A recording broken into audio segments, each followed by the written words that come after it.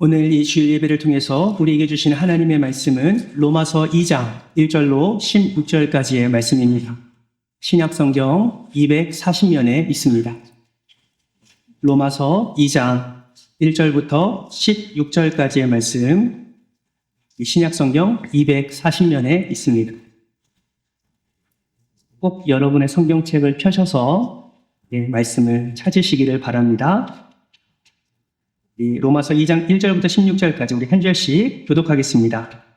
그러므로 남을 판단하는 사람아, 누구를 막론하고 내가 핑계하지 못할 것은 남을 판단하는 것으로 내가 너를 정죄함이니 판단하는 내가 같은 일을 행함이니라. 이런 일을 행하는 자에게 하나님의 심판이 진리대로 되는 줄 우리가 아노라. 이런 일을 행하는 자를 판단하고도 같은 일을 행하는 사람아, 내가 하나님의 심판을 피할 줄로 생각하느냐.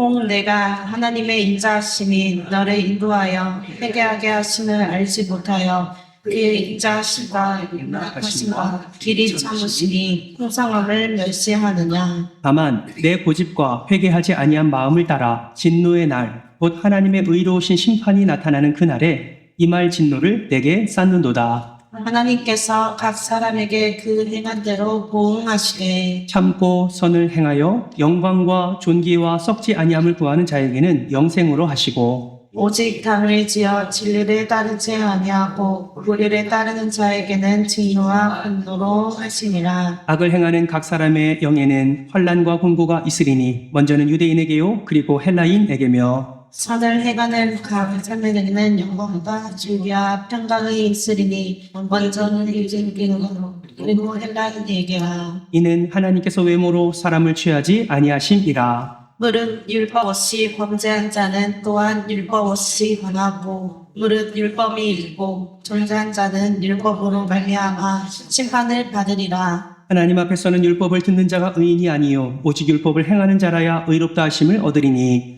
율법 없는 이방인이 본성으로 율법 일을 행할 때에는 이 사람은 율법이 없어도 자기가 자기에게 율법이 되나니, 이런 이들은 그 양심이 증거가 되어 그 생각들이 서로 혹은 고발하며 혹은 변명하여 그 마음에 새긴 율법의 행위를 나타내느니라. 곧 나의 복음의 이름과 같이 하나님이 예수 그리스도로 말미암아 사람들의 은밀한 것을 심판하시는 그날이라. 아멘.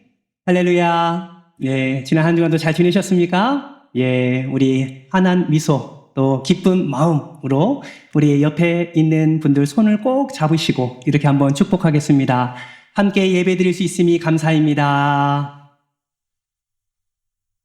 한 번 더 이렇게 축복합시다. 최고의 예배자 되시기를 축복합니다. 아멘, 아멘. 여러분 그거 아십니까? 지금 이 시간에도 하나님은 예배자를 찾고 계십니다. 하나님이 찾으시는 예배자가 우리 은총의 모든 성도님들 되시기를 주님의 이름으로 축복합니다. 우리는 2주 전에 로마서 1장 18절에서 27절 말씀을 우리가 함께 살펴보면서 하나님의 진노를 받을 자가 어떠한 자인지를 우리가 함께 살펴보았습니다. 여러분, 하나님의 진노를 받을 자, 어떤 자가 하나님의 진노를 받을까요? 불경건과 불의를 행하는 자, 우상숭배하는 자, 그리고 정욕의 노예로 살아가는 자가 하나님의 진노를 받게 될 것이다. 로마서 1장 18절에서 27절 말씀을 통해서 우리가 함께 살펴보았습니다. 사도 바울은 이러한 자들을 한마디로 그들의 마음에 하나님 두기를 싫어한 자들이라고 표현을 했습니다.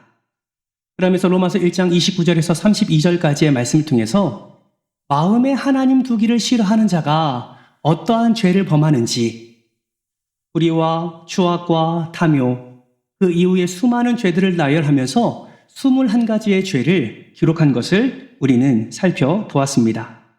사랑하는 성도 여러분, 하나님을 마음에 두기를 싫어하는 자, 이들은 다른 말로 표현하면, 성경적인 표현으로 다른 말로 표현하면 우리는 무엇이라고 표현할 수 있을까요? 바로 하나님을 믿지 아니하는, 하나님을 따르지 아니하는, 하나님을 섬기지 아니하는 이방인들이라고 우리는 정리할 수가 있습니다. 그러므로 하나님의 백성이 아닌 세상의 정욕으로 또 우상 숭배하며 하나님이 보시기에 불경건과 불의를 행하는 자는 이방인들이다 라고 우리는 정의할 수 있고, 앞서 로마서 1장 29절에서 32절까지의 말씀한 21가지의 죄를 우리는 이방인의 죄라고 우리는 정리를 할 수가 있습니다. 그렇다면 여러분 한번 생각해 보십시오. 로마서는 로마 교회 성도들에게 보낸 편지 아닙니까? 로마 교회 성도들이 경험하고 있는 그 분열과 그 미움과 그 다툼, 그것을 안타깝게 여기며 사도 바울이 지금 로마 교회 성도들에게 보낸 편지가 로마서입니다. 우리가 지금까지 살펴본 대로 사도 바울은 복음에 대해서 선포했습니다. 그리고 하나님의 의는 믿음으로 말미암아 나타나게 된다라는 것을 지금 로마 교회 성도들에게 선포했어요. 그리고 나서 이방인의 죄에 대해서 사도 바울이 하나하나 지금 기록하고 있는 것입니다. 여러분, 유대인들 입장에서 한번 생각해 보십시오. 지금 유대인들이 로마서를 지금 보낸 편지를 읽고 있습니다. 사도 바울이 복음을 말할 때 그렇지, 복음이 우선이어야지. 사도 바울이 하나님의 의가 믿음으로 말미암아 나타난다고 할 때 그렇지, 믿음으로 말미암아 하나님의 의가 나타나지. 하나하나 수긍하면서 편지의 내용을 읽어가다가 이방인의 죄가 하나하나 드러나기 시작하고 21가지의 이방인의 죄가 눈으로 읽혀지기 시작할 때 여러분, 유대인의 마음 가운데 어떠한 마음이 들었을까요? 참고로 지금 유대인은 이방인들에 대한 편견과 미움과 안 좋은 마음을 갖고 있는 상태입니다. 그러한 상태 가운데 이방인의 죄에 대해서 나열한 것을 읽었을 때 유대인의 마음은 어땠을까요? 제가 감히 판단해 보건대 아마 그 편지를 읽는 유대인들의 마음이 이러한 마음이 아니었나 생각해 보게 됩니다. 그렇지. 이방인들이 문제야. 걔네들이 문제야. 이방인들은 불의한 애들이잖아. 얼마나 그들이 추악한 애들인데. 지들이 예배를 알아? 지들이 율법을 알아? 알지도 못하면서 왜 나대는 거야? 아마 이러한 마음이 유대인 마음 가운데 있지 않았을까라는 생각을 해보게 됩니다. 그런데 여러분, 오늘 말씀을 보세요. 21가지의 이방인의 죄에서 나열한 사도 바울이 로마서 2장 1절 말씀을 통해서 지금 무엇을 말하고 있습니까? 1절 말씀이 이렇게 시작합니다. 그러므로 남을 판단하는 사람아. 누구를 막론하고 내가 핑계하지 못할 것은 남을 판단하는 것으로 내가 너를 정죄함이니 판단하는 내가 같은 일을 행함이니라. 하나님 없이 살아가고 있는 사람들이 어떤 우상에 빠져 있으며 얼마나 어둠 가운데 있는가를 말하는 이 사도 바울이 왜 이방인을 향한 죄의 제목들을 말한 다음에 그 책망의 방향을 유대인으로 향하게 되었을까요? 유대인들에게 이렇게 말하는 것이죠. 이들을 정죄하고 판단하는 유대인들아, 너희는 다른 줄 알아? 너희들도 이방인과 본질적으로 똑같은 죄인이야 라고 지금 말을 하고 있는 것입니다. 왜 이렇게 말했을까요? 사도 바울이 보기에 하나님이 보시는 그 이방인을 판단하는 유대인들 역시 그들 안에 동일한 죄를 범하고 있음을 사도 바울로 하여금 깨닫게 하셨기 때문에 그렇습니다. 사도 바울은 지금 하나님의 판단으로 유대인들을 바라보고 있습니다. 그리고 그러므로 남을 판단하는 사람아 라는 책망의 말로 그 유대인들도 동일한 죄 가운데 거하고 있음을 지금 선포하고 있는 것입니다. 여러분, 우리도 마찬가지 아닙니까? 우리도 얼마나 다른 이들을 쉽게 정죄합니까? 여러분의 지난 날을 한번 생각해 보세요. 멀리 갈 것도 없습니다. 지난 한 주간 한번 생각해 보십시오. 여러분은 지난 한 주간 동안 누구를 쉽게 정죄하셨습니까? 가까이는 우리 가족들을, 가까이는 내 자녀를, 가까이는 교회 성도를, 어쩌면 아는 지인을, 때로는 알지 못하는 사람까지도 우리는 그들의 행동, 그들의 말, 이것을 우리가 판단하며 그들을 정죄하지는 않았습니까? 하나님의 판단 기준이 아니라 내 생각과 내 말과 내 행동과 내가 가지고 있는 이 지식과 그리고 내가 행한 경험의 기준에 되어 그것과 다르게 행동하고 말한다면 어김없이 우리는 다른 이들을 정죄하고 다른 이들을 판단하는 모습을 드러낸 적이 너무나 많다라는 것을 부인할 수가 없습니다. 저는 오늘 이 시간 사도 바울이 말한 그러므로 남을 판단하는 사람아, 이 책망의 말씀이 하나님께서 저와 여러분에게 말씀하시는 하나님의 말씀으로 받으시기를 주님의 이름으로 축복합니다. 왜 그렇습니까? 우리도 언젠가 하나님의 판단 앞에 서야 하기 때문에 그렇습니다. 그렇다면 여러분, 하나님의 판단 기준은 무엇일까요? 오늘 본문에서 하나님의 판단 기준 3가지의 중요한 규범을 우리에게 말씀하고 있는데, 우리가 오늘 이 시간 하나님이 수많은 백성들을 어떻게 판단하시는지, 그리고 예수 그리스도를 믿는 우리가 그 하나님의 판단 기준을 깨닫고 우리가 하루하루를 살아가는 동안에 우리가 판단하는 자리에서 무엇을 기준 삼아 판단을 해야 되는지 함께 말씀을 통해서 살펴보기를 원합니다. 하나님의 판단 기준 첫 번째입니다. 우리 화면을 보면서 같이 한번 읽어볼까요? 시작! 하나님은 진리대로 판단하십니다. 아멘. 무엇으로 판단하신다고요? 진리대로 판단하십니다. 2절 말씀을 한번 보세요. 이런 일을 행하는 자에게, 남을 판단하는 자에게 하나님의 심판이 진리대로 되는 줄 우리가 아노라. 여러분, 여기서 말하는 진리는 무엇을 말합니까? 거짓의 반대 개념으로 사용된 그런 단어가 아닙니다. 오늘 본문 말씀에서 말하는 진리를 크레머라는 신학자는 이렇게 해석을 했습니다. 현상의 기초가 되는 저변의 실체. 말이 너무 어렵죠? 무슨 말이냐면 밖으로 드러나는 현상의 기초가 되는 그 저변에 숨어 있는 그 실체가 바로 진리다라고 말을 하고 있는 것입니다. 여러분, 겉보기에 유대인들은 우상숭배자가 아니었습니다. 여러분, 그들이 얼마나 동성애를 싫어하는지요. 겉으로 보기에는 그 이방인들의 죄가 나열되는 그 수많은 죄들이 유대인의 삶 속에서 발견되기가 쉽지 않습니다. 그렇기 때문에 유대인은 이렇게 생각하는 것이죠. 우리는 이방인과 달라. 율법을 모르는, 하나님 없이 살아가고 있는 저 로마 사람들, 저 이방인과는 우리는 차원이 달라, 본질적으로 달라 라는 이 자부심이 유대인들 안에 있었던 것이죠. 그러나 여러분, 사도 바울은 그들의 삶의 겉모습으로 드러나는 현상만을 바라본 것이 아니라 그들의 삶 현상 밑바닥에 있는 그 실체를 사도 바울은 바라보았습니다. 그들에게는 살인죄가 없었지만 그들 안에 살인죄를 야기시키는 미움의 죄가 그들 안에 있음을 발견했습니다. 그들에게 간음죄는 없었지만 간음을 일으킬 만한 음욕의 죄가 그들 안에 있음을 사도 바울은 바라보게 된 것이죠. 사도 바울은 이방인들이 현상적으로 범하는 죄와 유대인의 현상 밑바닥에 있는 그 죄의 실체를 분명하게 드러내면서 모든 죄가 본질적으로 똑같다라는 말을 지금 하고 있는 것입니다. 사랑하는 성도 여러분, 기억하시기를 바랍니다. 하나님은 진리대로 판단하십니다.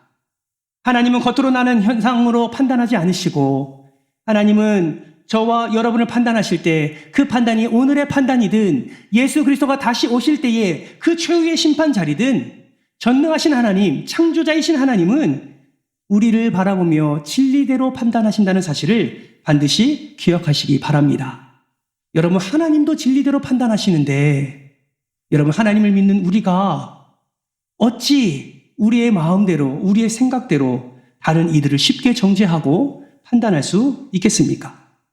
진리대로 판단하시는 그 하나님은 우리가 쉽게 판단하고 정죄하는 그 모습까지도, 더 나아가 남들이 보지 않는다고 범하는, 또 알지 못한다고 범하는 그 수많은 작은 죄까지도, 심중에 품은 죄까지도 하나님은 판단하신다는 사실을 반드시 기억하시기를 주님의 이름으로 축복합니다. 두 번째 하나님의 판단 기준은 무엇입니까? 두 번째 하나님의 판단 기준은 하나님은 행한 대로 판단하신다라는 것입니다. 오늘 보면 6절 말씀을 같이 한번 읽어볼까요? 큰 소리로 함께 읽겠습니다. 시작! 하나님께서 각 사람에게 그 행한 대로 보응하시되. 아멘. 하나님은 내면에 숨겨진 깊은 것까지 확인하시고 판단하시지만 실제로 행한 대로도 판단하시는 분이 바로 저와 여러분의 하나님이십니다. 여러분, 유대인들은 다른 건 몰라도요, 행함에 대한 굉장한 자부심을 가지고 있었습니다. 자신들의 행함은 상당히 의롭다라고 생각을 했지요. 그래서 기도를 할 때나 헌금을 할 때나 자신의 행위를 더 부각시키는 것을 유대인의 모습을 통해서 우리는 확인할 수 있습니다. 왜 그들은 행함의 자부심을 가지고 있을까요? 두 가지 원인을 찾아볼 수 있습니다. 이것이 무엇이냐면 그들의 행함의 표준이 되는 하나님의 거룩한 율법이 그들 가까이 있었기 때문입니다. 또한 율법을 날마다 듣는 분위기 속에서 그 유대인들이 살아갔기 때문에 자기의 삶의 행함은 항상 옳다, 의롭다라고 생각을 한 것이죠. 그러나 사랑하는 성도 여러분, 우리가 분별해야 될 것은 무엇입니까? 여러분, 율법을 가지고 있는 것과 율법을 행하는 것은 차원이 다른 이야기입니다. 율법의 그 수많은 말씀을 듣는 것과 그 율법을 따라 사는 것은 별개의 문제다라는 것이죠. 여러분, 가끔 보면 예수를 믿는 성도들의 삶 속에서도 이런 동일한 착각 가운데 살아가는 이들이 있음을 보게 됩니다. 주일마다 때로는 주중 예배에 하나님 앞에 나와서 하나님의 말씀을 듣습니다. 하나님의 말씀 듣습니다. 하나님 앞에 더 가까이 나옵니다. 그런데 그것이 마치 내가 의롭게 살아가고 있는 것처럼 느껴지는, 그렇게 살아가는 것이 내가 마침 하나님의 말씀대로 살아가는 것임을 착각하는 이들이 있다라는 것이죠. 여러분, 사도 바울은 오늘 보면 12절 말씀을 통해서 왜 행함을 강조하는지 그 이유를 분명하게 말씀하고 있습니다. 12절 말씀 우리 같이 한번 읽어볼까요? 12절입니다. 시작. 무릇 율법 없이 범죄한 자는 또한 율법 없이 망하고 무릇 율법이 있고 범죄한 자는 율법으로 말미암아 심판을 받으리라. 아멘. 이 말씀은 무엇을 의미합니까? 율법을 소유한 것이 중요한 것이 아니라 율법대로 살고 있느냐가 중요한 것임을 우리에게 말씀하고 있는 것입니다. 그것대로 살지 못할 때 그것이 그들이 자랑하고 있는 그 율법이 그들 스스로를 판단하게 될 것이라고 말씀하고 있는 것이죠. 마지막 심판의 날에 유대인들이 자랑하는 그 율법이 그들을 멸망시키는 도구가 될 것임을 말씀하고 있는 것입니다. 그렇다면 여러분, 이방인들은 어떻게 심판을 받습니까? 15절 말씀을 보세요. 15절을 보시면 그 양심이 증거가 된다라고 성경은 말씀하고 있습니다. 내가 무엇을 행할 때에 이것을 해야 되나 말아야 되나 하는 그 양심의 소리가 들린다라는 것이죠. 그러므로 양심은 쓰여지지 않는 불문율법이라고 말할 수 있습니다. 이방인들의 경우는 이 양심에 의해서 판단을 받게 될 것임을 말씀하고 있는 것이죠. 여러분, 유대인들이 율법을 가까이 하는 것은 특권 중에 특권입니다.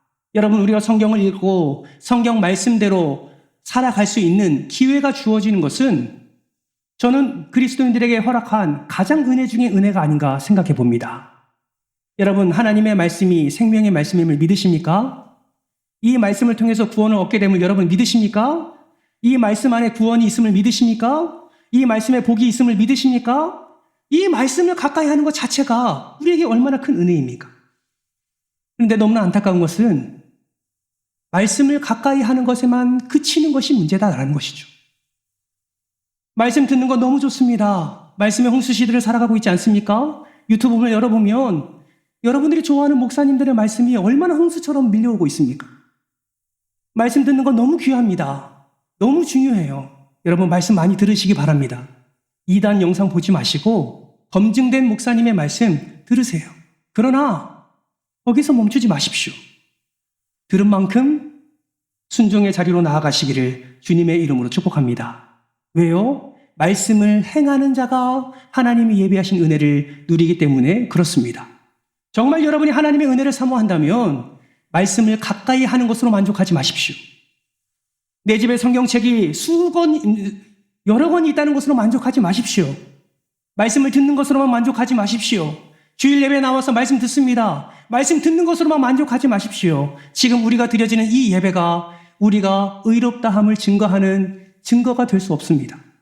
말씀을 들었다면, 그 믿음을 온전히 지키고 있다면 우리의 삶 속에서 반드시 그 말씀을 따라 행할 때에 하나님께서는 우리에게 은혜를 더하여 주실 줄 믿습니다. 그것이 지금 13절에서 말하고 있는 거예요. 13절 말씀 한번 보실까요? 같이 한번 읽겠습니다. 시작. 하나님 앞에서는 율법을 듣는 자가 의인이 아니요 오직 율법을 행하는 자라야 의롭다 하심을 얻으리니. 아멘. 듣는다는 것은 너무 중요합니다. 그러나 듣는 것은 책임을 요구합니다. 사랑하는 성도 여러분, 무거운 질문을 여러분에게 드립니다. 여러분은 말씀을 듣고 얼마나 하나님 앞에 반응하며 살고 계십니까? 여러분은 말씀을 듣고 전 인격을 다해 얼마나 하나님께 반응을 나타내고 있습니까? 그 말씀을 따라 살아가며 여러분의 삶 속에 하나님이 기뻐하시는 변화가 일어나고 있습니까? 여러분 기억하십시오. 우리 하나님은 행한 대로 판단하시는 하나님이십니다. 마지막 하나님의 판단 기준 세 번째는 하나님은 은밀한 것까지 판단하십니다. 오늘 보면 16절 말씀 같이 한번 읽어볼까요? 16절 함께 읽습니다. 시작! 곧 나의 복음에 이른 바와 같이 하나님이 예수 그리스도로 말미암아 사람들의 은밀한 것을 심판하시는 그날이라. 아멘. 여기서 은밀한 것은 비밀스러운 것을 의미합니다. 그러므로 은밀한 것까지 판단하신다는 것은 하나님은 우리가 꾹꾹 감추고 감추어진 그 비밀까지도 하나님은 판단하신다라는 것이죠. 이 말은 하나님은 우리가 행동할 때 그 행동의 동기까지 판단하신다라는 겁니다. 우리의 사고와 생각까지 판단하신다는 거예요. 그래서 사도 바울은 일찍이 11절 말씀에 이렇게 말합니다. 이는 하나님께서 외모로 사람을 취하지 아니하심이라. 여러분 유대인의 문제점이 무엇입니까? 외식이 문제였습니다. 왜 외식이 문제였습니까? 그들은 내면적인 경건이 아니라 외면적인 경건을 더 중요하게 여겼기 때문에 그렇습니다. 어떤 문헌을 보면 유대인들은 경건의 걸음걸이까지 연습했다고 합니다. 여러분 걸음걸이에 경건의 걸음걸이가 있습니까? 무엇을 의미해요? 다른 사람이 보기에 뭔가 거룩한 것처럼 뭔가 경건한 것처럼 그런 걸음걸이까지 연습했다라는 것이죠. 여러분 유대인들이 간절하게 기도하는 모습을 본 적 있으십니까? 여러분 제가 성지순례를 가서 그 통곡의 벽 앞에서 하나님의 말씀을 읽는 자들과 그리고 하나님 앞에 겸손히 엎드려 기도하는 자들의 모습을 보았습니다. 여러분 얼마나 경건한지 모릅니다. 그 흙바닥에 무릎을 꿇고 자신의 이마를 그 흙바닥에 대서 정말 최대한 자신을 낮춰서 하나님께 기도하는 모습을 저는 잊을 수가 없습니다. 여러분, 그들의 모습에는 경건의 모습이 보이는 것 같습니다. 그런데 안타까운 것은 그들의 외면적인 경건이 그들의 내면적인 경건을 보증한다라고 그들은 잘못된 생각을 하고 있다라는 것이죠. 여러분, 우리에게도 그런 경향이 있지 않습니까? 평소에는 내 마음대로 시키는 대로 살다가 주일 아침에는 경건한 모습으로 교회를 간다고 해서 그것이 우리를 경건하게 만들 수 있겠습니까? 저의 모습도 마찬가지예요. 목사이지만 주중에 하나님의 말씀대로 살지 않고 내 정욕대로 살고 주일이 돼서 거룩한 척, 경건한 척하며 이 자리에 서 있다면 여러분 하나님이 저를 가만히 두시겠습니까? 사랑하는 성도 여러분, 외면적인 경건도 중요합니다. 그러나 그런 것에 머물러 있다면 우리는 하나님 앞에 칭찬 들을 수 없을 것입니다. 우리는 알지요. 사람은 겉과 속이 다를 수밖에 없다는 사실을 압니다. 많은 사람들이 겉을 치장하고 화려하게 하고 또 지나치게 보이기를 힘쓰는 그 모습을 보일 때 정말 속에는 썩어져가는 모습을 우리는 발견하게 됩니다. 실제로 하나님의 말씀을 온전히 지킨다 하는 바리새인들이 그러한 삶을 살았습니다. 그래서 예수님은 그러한 자들에게 어떻게 책망하십니까? 마태복음 23장 27절 말씀에는 이렇게 말씀합니다. 같이 한번 읽어볼까요? 시작! 화 있을진저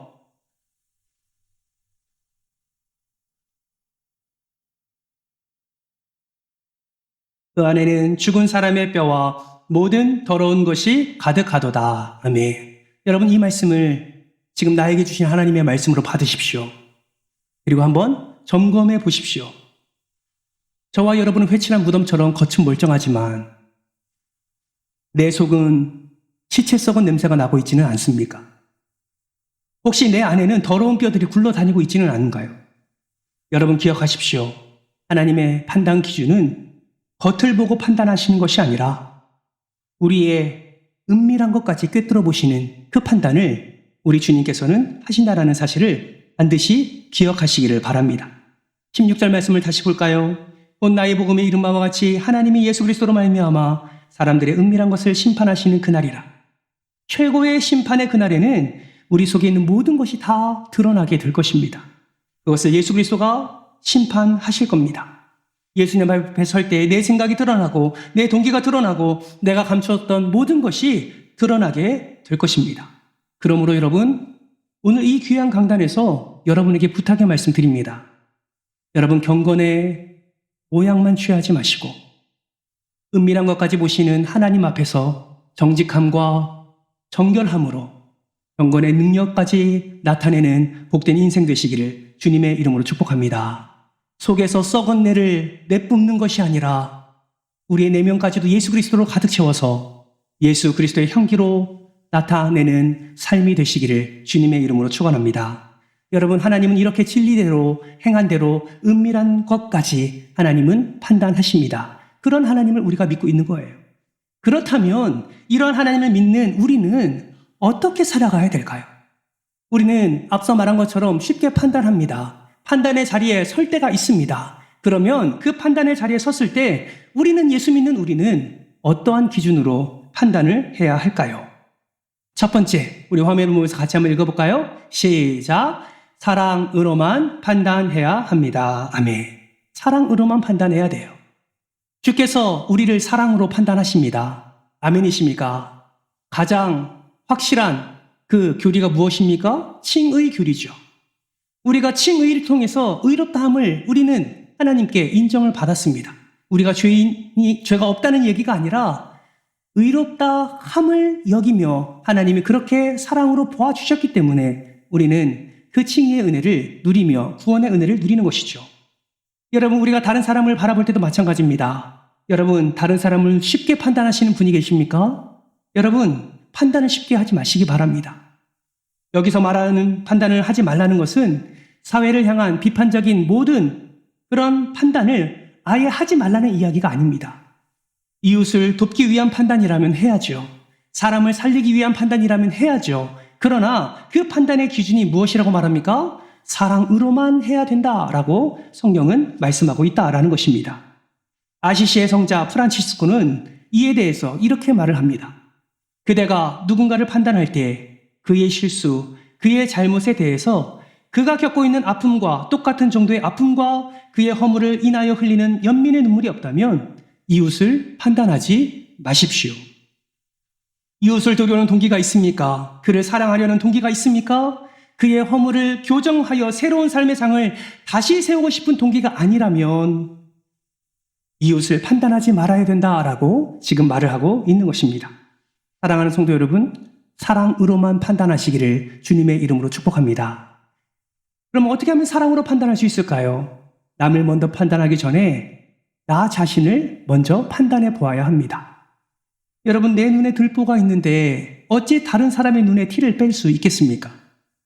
내 눈에 들보가 장애물이 되어 바른 것을 분별하지 못하게 하는데 어떻게 다른 사람의 눈에 티를 빼겠다고 내가 판단하게 될 수 있겠습니까? 사랑하는 성도 여러분, 내 눈에 들보를 먼저 빼시기를 주님의 이름으로 축복합니다. 마음에 들지 않습니까? 뭔가 생각이 다릅니까? 뭔가 짜증이 올라옵니까? 네, 판단할 수 있지요. 그러나 그 판단하기에 앞서서 먼저 나를 돌아볼 때에 우리의 판단의 수준과 깊이와 넓이는 달라지게 될 것입니다. 사랑하는 성도 여러분, 사랑으로만 판단하시기를 주님의 이름으로 축복합니다. 뿐만 아니라 우리는 어떻게 판단해야 될까요? 두 번째는 성숙을 위한 자기 판단을 해야 됩니다. 앞서 말한 내 눈에서 들보를 빼는 그러한 자기 판단은 다른 사람을 판단하기 위한 것이라면 이것은 정말 나를 온전히 바라보고 나를 성숙의 자리까지 나아가기 위한 판단이라는 것을 여러분 기억하시길 바랍니다. 성숙을 위한 자기 판단을 위해서는 우리는 어떻게 해야 됩니까? 가장 먼저 필요한 자리가 있습니다. 한번 따라해 볼까요? 회개의 자리입니다. 어떤 자리라고요? 회개의 자리예요. 잘못된 자기 비판은 자기 학대 속에 빠지게 됩니다. 이거는 불필요한 비판이에요. 그러나 내가 더 하나님 앞에 바르게 서고 내가 정말 믿음으로 성숙된 삶을 살아가기 위해서는 자기 판단이 필요한데 그 자기 판단은 내가 기준 삼아 하는 것이 아니라 하나님이 기준이 되어 판단하는 그 판단임을 여러분 기억하시길 바랍니다. 여러분, 말씀이 기준이 되어야 됩니다. 회개는 말씀의 자리로 나아가는 거예요. 회개는 그 말씀을 나의 기준으로 삼는 것입니다. 회개는 나의 삶을 다 내려놓고 말씀의 기준을 다시 내 삶에 세우는 것이 회개라는 사실을 반드시 기억하시기를 바랍니다. 그러므로 여러분, 짧은 시간이라도 괜찮습니다. 그저 주일 예배 때 하나님께 올려드리는 참회의 기도 시간 말고 여러분의 주중의 시간에 하루의 짧은 시간만이라도 하나님 앞에 마음을 다하여 진리대로 판단하시는, 행한대로 판단하시는, 그리고 은밀한 것까지 판단하시는 그 하나님 앞에 겸손히 엎드려 여러분 회개하며 여러분의 삶을 하나님께 올려드리시기를 주님의 이름으로 축복합니다. 여러분 혹시 이렇게 마음을 다해서 회개한 적 언제셨습니까? 그저 회개 한번 하고 다른 거 구하는 기도 말고요. 온전히 내 자신을 하나님께 내어놓고 내 자신을 십자가 앞에 내어놓고 하나님, 저는 죄인입니다. 저는 별 수 없는 죄인입니다. 회개의 기도, 그 간절한 회개의 기도를 한 적이 여러분 언제이셨습니까? 사랑하는 성도 여러분, 진실한 회개는 회개에 합당한 열매를 맺게 되어 있습니다. 이것을 오늘 보면 4절이 말씀하고 있는 거예요. 여러분 4절 말씀을 같이 한번 읽어볼까요? 함께 읽습니다. 시작! 혹 내가 하나님의 인자하심이 너를 인도하여 회개하게 하심을 알지 못하느냐? 그의 인자하심과 용납하심과 길이 참으심이 풍성함을 멸시하느냐? 아멘. 이 말씀은 무슨 말씀입니까? 회개하지 않아서 내 삶에 아무런 문제가 일어나지 않는다 할지라도, 회개하지 않았는데도 내 삶에 아무런 변화, 어떤 어려움도 일어나지 않는다고 해도 그것이 합당한 삶이냐, 주님 앞에 합당한 모습이냐라는 것을 책망하는 말씀입니다. 사랑하는 성도 여러분, 회개하지 않는데 나에게 어려움이 안 생깁니까? 내가 죄를 짓고 있는데 그저 잘 형통한 것처럼, 평안한 것처럼 그렇게 살아가고 계십니까? 여러분, 그러한 상황 가운데 있다면 여러분 기억하세요. 지금 우리 하나님은 여러분을 진리대로, 행한대로, 은밀한 것대로 판단하시기 전에 여러분이 회개의 자리로 나오기를 기다리고 있다는 사실을 여러분 반드시 기억하시기 바랍니다. 이러한 회개가 너무나 중요한데도 이 회개의 자리를 거절한다면 어떻게 될까요? 5절은 이렇게 말씀합니다. 다만 내 고집과 회개하지 아니한 마음을 따라 진노의 날, 곧 하나님의 의로우신 심판이 나타나는 그날에 이 말 진노를 내게 어떻게 한다고요? 쌓는도다. 여러분, 회개하지 않는다고 아무 일이 일어나지 않는다고 회개가 아무 의미 없는 것이 아니라 성경은 분명히 말합니다. 회개하지 아니하는 마음을 따라 하나님의 진노가 쌓여가고 있다는 것을 분명히 말씀하고 있습니다. 사랑하는 성도 여러분, 어쩌면 오늘 이 시간도 우리는 우리를 판단하시는 하나님 앞에 서 있는지 모릅니다. 하나님께서 우리의 삶을 판단하시고 우리의 삶 가운데 하나님의 생명을 더해 주시기 위해서 오늘 이 시간 저와 여러분을 이 자리에 불러주신지 모릅니다. 여러분, 우리를 판단하시는 그 하나님 앞에 여러분 정말 진실한 마음으로 하나님 앞에 이 시간에 함께 엎드리지 않으시겠습니까? 내 삶의 행한 대로 판단하신 그 하나님 앞에 다시 한번 예수 그리스도의 온전한 사랑을 간구하며, 하나님, 내가 모든 연약함을 주님께 내려놓을 수 있도록 은혜를 더하여 주옵소서. 내 삶을 통하여서 판단하는 삶이 아니라 오히려 하나님의 말씀에 판단받는 삶이 되게 하셔서 그 은혜를 누리며 그것으로 하나님을 드러내며 복음을 나타내는 삶이 될 수 있도록 주님 은혜를 더하여 주옵소서. 사도 바울은 지금 유대인들에게 이러한 회개의 자리가 필요함을 말씀해 줌과 동시에 저와 여러분의 삶에도 동일한 죄를 범하고 있는 저와 여러분의 삶에도 이런 회개의 자리로 나아가라고 지금 촉구하고 있습니다. 사랑하는 성도 여러분, 오늘 말씀을 들은 여러분 이번 한 주간 동안 어떻게 살아가시겠습니까? 여전히 교회 문 밖을 나가면 지난주와 동일하게 내 마음에 들지 않는다고 판단하며 정죄하며 그렇게 살아가시겠습니까? 아니면 나를 판단하시는 하나님의 판단 기준을 마음에 새기시고 사랑으로만 또 회개의 자리로 나아가 나를 판단하는 그 자리에 더 깊이 나아가시기를 결단하며 살아가시겠습니까? 담임 목사로서 여러분에게 부탁합니다. 이 말씀을 마음에 새기시고 이번 한 주간 동안 다른 사람을 판단하는 어리석은 자가 아니라 사랑으로만 생각하고 하나님의 말씀을 붙잡고 회개의 자리로 나아가 더욱더 하나님의 말씀 안에 견고히 서시고 여러분을 통하여 하나님의 놀라운 사랑이, 여러분을 통하여 하나님의 놀라운 은혜가, 여러분을 통하여 하나님의 놀라운 축복이 여러분의 가정과 여러분의 일터와 여러분이 함께하는 모든 이들에게 흘러가기를 주님의 이름으로 축원합니다.